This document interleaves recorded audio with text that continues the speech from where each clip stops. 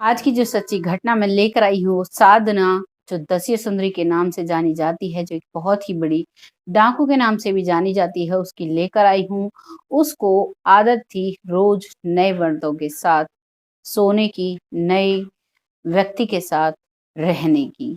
अगर घटना को पूरा जानना है कि किस तरीके से वो इस आदत में आई, किस तरीके से वो डाकू बनी, तो आपको मेरे साथ अंत तक बने रहना होगा, क्योंकि जो साधना थी, साधना पटेल, वो भी एक नॉर्मल परिवार से थी। लेकिन उसके जीवन में कुछ घटित ऐसा होता है कि जिसकी वजह से कहते हैं जो बच्चा होता है वो एक कच्चे घड़े की तरह होता है। जिस तरीके से उसको ढाला जाता है वो उसी तरीके से ढल जाता है। वैसा ही यहाँ पर साधना पटेल के साथ होता है। राम राम, नमस्कार। मैं महक चौधरी लेकर आई हूँ आपके सामने मध्य प्रदेश की चंबल घाटी की सच्ची घटना। यहाँ पर एक इलाका है चित्रकूट, वहीं का एक भरतपुर नाम का इलाका है, जहाँ के एक गांव की ये सच्ची घटना है। यहाँ पर एक परिवार रहता था, जिस परिवार का जो मालिक होता है उसका नाम होता है होरीलाल। वो मालिक जंगल में रहता था, और जंगल में जब डाकुओं का ग्रुप आता था तो उनके लिए वो लोग खाना बनाते थे। उनके रात के रुकने का इंतजाम भी वो लोग किया करते थे, और इस चीज को वो बड़ी ही शान और शौकत से किया करते थे, और इसमें बड़ा ही फक्र महसूस किया करता था होरीलाल, क्योंकि वो जंगल में रहता था और डाकुओं के खौफ की वजह से ना कोई वो चोर चोर वहां पर आता था, ना ही कोई गांव वाला उनसे कुछ कहता था। तो वो इस चीज में फक्र महसूस करता और उनकी सेवा और आवभगत करता। लेकिन जैसे ही डाकुओं का झुंड वहां पर आता, तो वो जब खाना पीना खाकर जब वहां पर सोते, तो रात के समय जो एक चुन्नी लाल नाम का एक डकैत था, जो होरीलाल था, होरी पटेल, होरीलाल पटेल उसकी बहन के साथ प्यार करने लगता है। उसकी बहन भी उससे प्यार करने लगती है, और वो दोनों रात के समय एक दूसरे के साथ फिजिकल भी होते हैं। इस चीज को जो होरीलाल है, उसकी बेटी छोटी होती है, उस समय महज 10 साल की होती है, तो वो अपनी बुआ को आपत्तिजनक हालात में जब उस डकैत के साथ देखती है, तो वो भी उन्हीं आदतों में डल जाती है, और वो भी खुद सोचती है कि मुझे भी ऐसे ही रहना है। लेकिन सिलसिला जब धीरे धीरे चलता है, क्योंकि वो बहुत छोटी थी, लेकिन धीरे धीरे वो बड़ी होती है, और एक दिन ऐसा होता है जब डकैत वहां पर आते हैं, उनके हथियारों से वो खेलती है और उनसे कहती है कि मुझे भी ऐसा ही बनना है। दूसरी सुबह होती है, तो एक व्यक्ति के साथ वो महज 14 साल की उम्र में भाग जाती है। जब भागती है, तो उसके साथ एक हस्बैंड वाइफ की तरह वो रहती है महज 14 साल की उम्र में। इस बात का पता उसके पिता को चलता है। पिता इस सदमे से बाहर नहीं निकल पाते, लेकिन जब वो वापस आती है, तो उसके करीब 6 महीने के बाद ही होरीलाल पटेल का देहांत हो जाता है इस सदमे की वजह से। अब उसकी माँ रहती है और उसके 2 भाई होते हैं, जो कि साधना पटेल से छोटे थे। धीरे धीरे समय निकलता है और साधना पटेल की उम्र 17 साल हो चुकी है। 17 साल जब होती है, तो आस पड़ोसी जो लोग हैं, अब उनके यहाँ पर डकैतों का आना कम हो जाता है, और आस पड़ोस से वो लोग घुल मिल कर रहते हैं, तो वही दबाव बनाते हैं और कहते हैं साधना की अब तुम शादी कर दो, और साधना की शादी उससे डबल उम्र के व्यक्ति के साथ कर दी जाती है।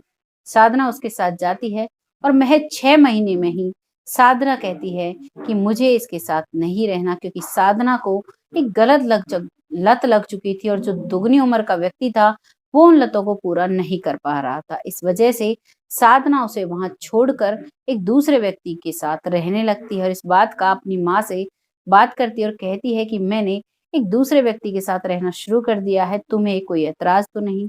तभी उसकी माँ कहती है कि हम लोग तो तुमसे दूर हैं, जिस दिन हमने तुम्हारी शादी की, हम लोगों से तुम उसी दिन पराई हो चुकी थी। तुम्हें जैसे रहना है तुम्हारी जिंदगी है। अब साधना कुछ ही दिनों तक ही उस दूसरे व्यक्ति के साथ रहती है। अब भी उसे वो व्यक्ति भी उसकी महत्वाकांक्षाएं होती है, उनको पूरा नहीं कर पाता है, और वो उसे छोड़कर अपनी माँ के पास आ जाती है। माँ के पास आने के बाद जब वो रहती है, तो कुछ ही समय में आस पड़ोसी जो हैं, वो ताहने देते हैं, रिश्तेदारियों से ताहने आते हैं। तो इस बात को सुनकर उसकी माँ कहती है साधना पटेल की कि तुम्हारे यहाँ रहने से मेरे बेटों पर बहुत गलत असर पड़ रहा है। मैं अपने बेटों का मजदूरी करके भरण पोषण करती हूँ, और तुम यहाँ रहोगी तो मेरी मुझे मजदूरी मिलनी भी मुश्किल हो जाएगी। इस बात को सुनते ही साधना पटेल से उसकी माँ कहती है कि तुम अपनी बुआ के घर जाकर रहने लगो। तभी साधना पटेल अपनी बुआ के घर चली जाती है। वहां जाकर जब रहती है तो वहां पर उस चुन्नीलाल डाकू का अभी भी आना जाना था। डकैतों की टुकड़ी वहां पर आती है और वही सिलसिला जो बचपन में उसके घर पर चला करता था उसकी बुआ के घर पर चलता है और चुन्नीलाल वहां पर आता है और वैसे ही रहता है। अब उन डकैतों में से एक और डकैत होता है जिसका नाम होता है नवल धोबी। नवल धोबी अब साधना पटेल से प्यार करने लगता है और साधना पटेल को इतना चाहता है और साधना पटेल भी कहीं ना कहीं उसकी तरफ आकर्षित होती है। अब साधना पटेल उसके साथ रहने लगती है। लगातार वो घने काफी समय तक जब साथ रहते हैं तो लंबा जब रिलेशन हो जाता है तो अब साधना पटेल उसके साथ जंगलों में रहने लगती है। और जो नवल धोबी है वो एक बहुत ही बड़ा डकैत था। उसे डर था कहीं ना कहीं कि मेरी जो पत्नी है, मेरी मासूका है जो मेरे साथ रहती है, वो इतनी सुंदर है, कहीं ना कहीं कोई ना कोई इस पर नजर जरूर डालेगा। तो इसलिए वो एक छोटी सी टुकड़ी बनाकर रखता था जो उसकी पत्नी साधना पटेल की रक्षा किया करते थे, हमेशा उसके साथ रहते थे।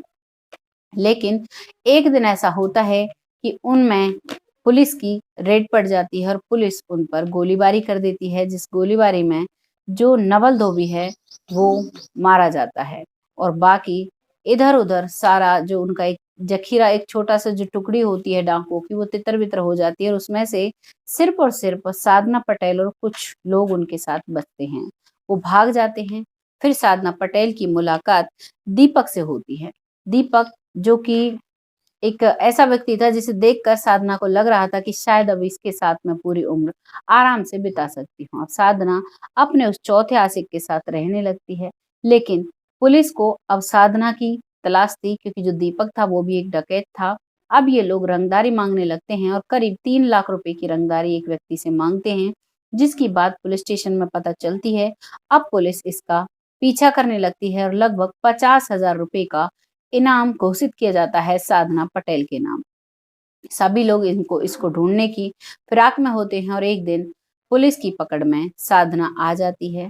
साधना को पकड़कर पुलिस की जेल में डाल दिया गया। जेल में कुछ समय रहने के बाद वो जमानत पर बाहर आ जाती है और अब उसके बाद एक और नया व्यक्ति तलाशती है जिसके साथ वो अब नॉर्मल जिंदगी जीने की कोशिश कर रही है। एक ऐसी सच्ची घटना हमारे सामने आई जिसमें साफ दर्शाया गया है कि अगर बच्चों को माहौल सही नहीं मिलता है तो बच्चों की पूरी जिंदगी बर्बाद हो जाती है। जैसे कि साधना पटेल की जिंदगी बर्बाद हुई। यहाँ पर जो साधना पटेल की भुआ थी शायद अपने नियंत्रण में रहती, मर्यादा में रहती और ऐसा कुछ ना होता तो शायद आज जो साधना पटेल नाम सभी दस्यु सुंदरी के नाम से जानते हैं और चंबल की बहुत ही बड़ी डाकू कही जाती है, वो आज एक नॉर्मल इंसान की तरह जिंदगी बिता रही होती। वीडियो अगर अच्छा लगा हो तो शेयर कीजिएगा। बहुत जल्द फिर आती है ऐसी एक सच्ची घटना के साथ। इन वीडियोस को लाने का सिर्फ एक ही उद्देश्य होता है कि आप लोग इसमें से कुछ ना कुछ अच्छी बात को सीखें और हमें सपोर्ट करने के लिए हमारे चैनल को सब्सक्राइब करें। तब तक के लिए जय हिंद, जय भारत।